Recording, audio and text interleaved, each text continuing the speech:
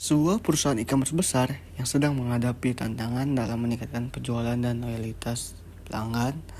Sarah, ia adalah Chief Marketing Officer atau CMO yang berdedikasi pada pertumbuhan perusahaan dan kesejahteraan pelanggan.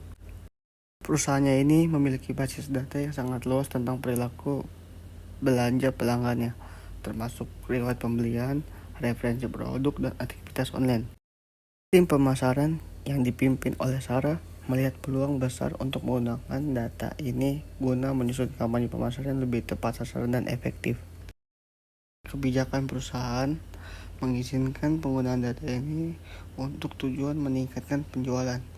Namun, Sarah merasa ada konflik etis yang perlu dipertimbangkan terkait privasi dan persetujuan pelanggan. Konflik etiknya adalah kebijakan perusahaan yang berlaku mengizinkan penggunaan data pelanggan untuk keperluan pemasaran tanpa perlu persetujuan eksplisit dari pelanggan. Tujuannya adalah untuk meningkatkan penjualan dan loyalitas melalui kampanye. Sedangkan konflik etikanya adalah Sarah menyadari bahwa penggunaan data pribadi pelanggan tanpa persetujuan eksplisit bisa dianggap sebagai pelanggaran privasi dan dapat menimbulkan ketidakpercayaan di kalangan pelanggan. Dari perspektif etika, penting untuk menghargai privasi pelanggan dan mendapatkan persetujuan mereka sebelum menggunakan data pribadi mereka. Sarah akhirnya memutuskan untuk mengajukan usulan kepada manajemen untuk mengubah pendekatan perusahaan. Dia merancang langkah-langkah berikut untuk menyelesaikan konflik antara etik dan etika. Pertama, menyampaikan informasi yang jelas kepada pelanggan tentang bagaimana data mereka akan digunakan. Ini termasuk tujuan penggunaan data dan manfaat bagi pelanggan. Yang kedua, meminta persetujuan eksplisit dari pelanggan melalui opt-in sistem sebelum menggunakan data mereka untuk kampanye pemasaran. Pelanggan diberi pilihan untuk menyetujui atau menolak penggunaan data mereka. Yang ketiga, memastikan bahwa data pelanggan disimpan dengan aman dan hanya digunakan untuk tujuan yang telah disetujui.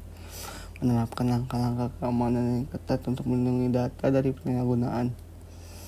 Yang terakhir, mengedukasi tim pemasaran tentang pentingnya etika dalam menggunakan data pelanggan. Mengadakan pelatihan rutin untuk memastikan semua anggota tim memahami dan mematuhi kebijakan baru. Manajemen menyetujui usulan Sarah dan mulai mengimplementasikan kebijakan baru. Kampanye pemasaran yang dipersonalisasi tetap dilaksanakan, namun dengan persetujuan yang jelas dari pelanggan. Ini membantu membangun kepercayaan dan meningkatkan loyalitas pelanggan karena mereka merasa dihargai dan privasi mereka dihormati. Dan hasilnya, perusahaan tidak hanya berhasil meningkatkan penjualan melalui kampanye yang lebih tepat sasaran, tetapi juga memperkuat reputasinya sebagai perusahaan yang menghargai privasi dan kepercayaan pelanggan. Keputusan Sarah untuk mengutamakan etika dalam menghadapi kebijakan etik yang ada menghasilkan hubungan yang baik dengan pelanggan dan keberhasilan jangka panjang bagi perusahaan. Situasi ini, etika yang berkaitan dengan penghargaan terhadap privasi pelanggan lebih relevan daripada etik kebijakan perusahaan yang berfokus pada peningkatan. Dengan mengutamakan etika, perusahaan dapat mencapai tujuannya tanpa mengorbankan kepercayaan dan kesejahteraan pelanggan.